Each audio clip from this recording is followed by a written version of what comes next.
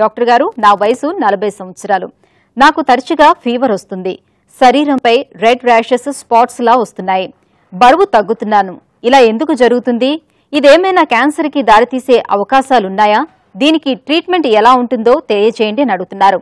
ఈ ప్రశ్నకు medical oncologist doctor Krishna Reddy గారు సమాధానం అందిస్తారు.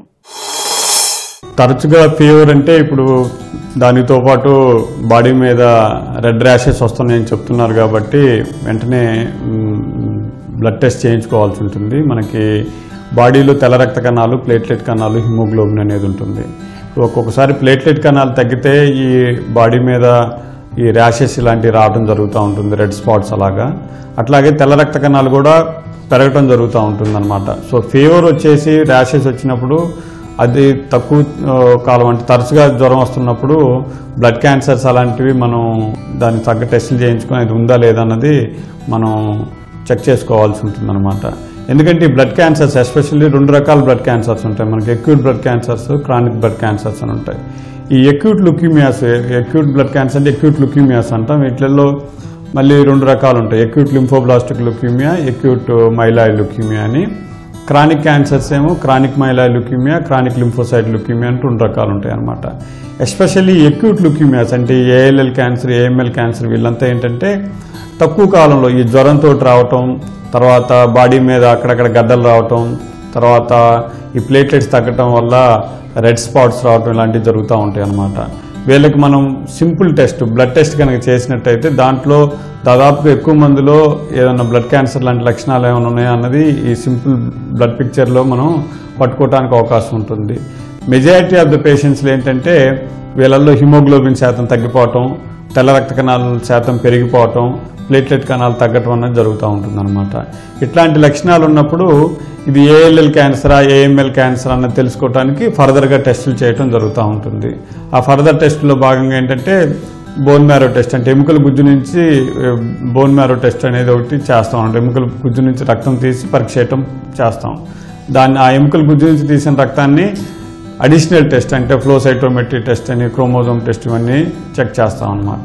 ఇవన్నీ చేయటం ఏంటంటే స్పెసిఫిక్గా డయాగ్నోసిస్ ఏంటి, ఏఎల్ఎల్ క్యాన్సరా, ఏఎంఎల్ క్యాన్సరా అన్నది తెలుసుకోవడానికి చేస్తాం.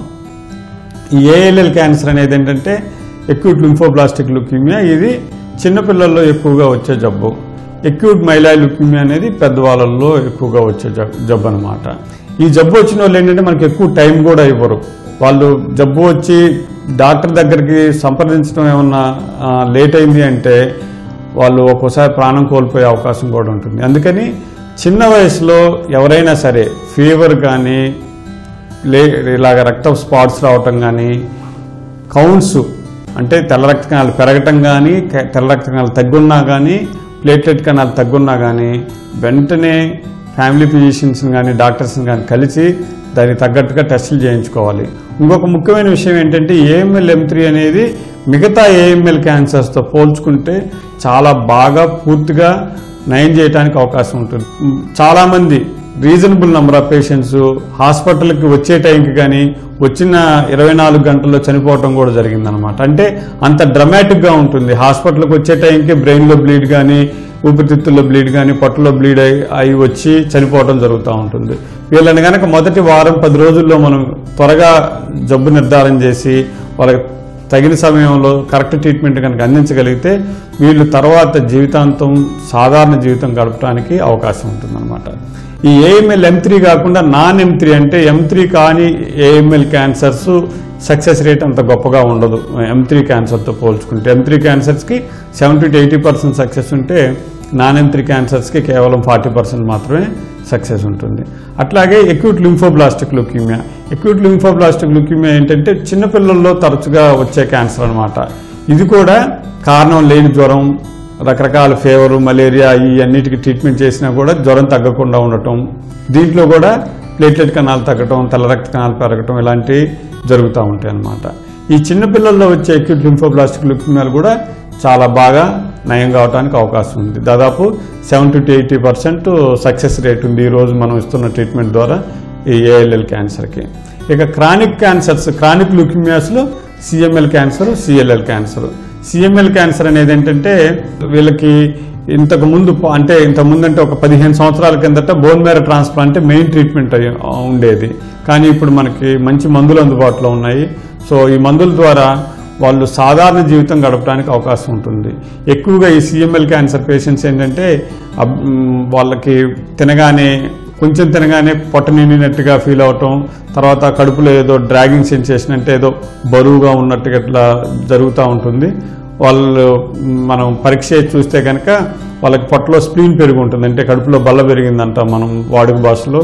అది పెరిగి తెల్ల రక్త కణాలు చాలా ఎక్కువగా ఉంటాయి. ప్లేట్లెట్ కణాలు నార్మల్గా ఉండొచ్చు. ఎక్యూట్ బ్లడ్ క్యాన్సర్స్లో అంటే ఎక్యూట్ లుకీమియాస్లో ప్లేట్లెట్ కణాలు డౌన్ అవుతాయి. బట్ క్రానిక్ క్యాన్సర్స్లో ప్లేట్లెట్ కణాలు నార్మల్ ఉండి తెల్ల రక్త కణాలు ఎక్కువగా ఉంటాయి అన్నమాట.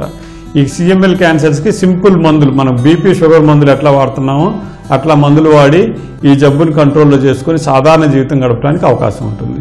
అట్లాగే CLL క్యాన్సర్ అనేది క్రానిక్ లింఫోసైటిక్ లుకీమియా అంటాము. ఇది ఎక్కువగా పెద్ద వయసులో కనిపించే క్యాన్సర్. ఇది కూడా ఇమ్మీడియట్గా ఎక్యూట్ లుకీమియాస్ లాగా పేషెంట్ ప్రాణహాని కలగజేసే క్యాన్సర్ కాదు ఇది. దీనికి యాక్చువల్గా 4 స్టేజ్లు ఉంటాయి. 1-2 స్టేజ్ల్లో మేము అసలు వీళ్ళకి ట్రీట్మెంట్ కూడా చేయటం జరగదు, వీళ్ళని అబ్జర్వేషన్లో పెడతాం. కేవలం 3వ స్టేజ్ 4వ స్టేజ్లోనే వీళ్ళకి చికిత్స చేయటం జరుగుతూ ఉంటుంది.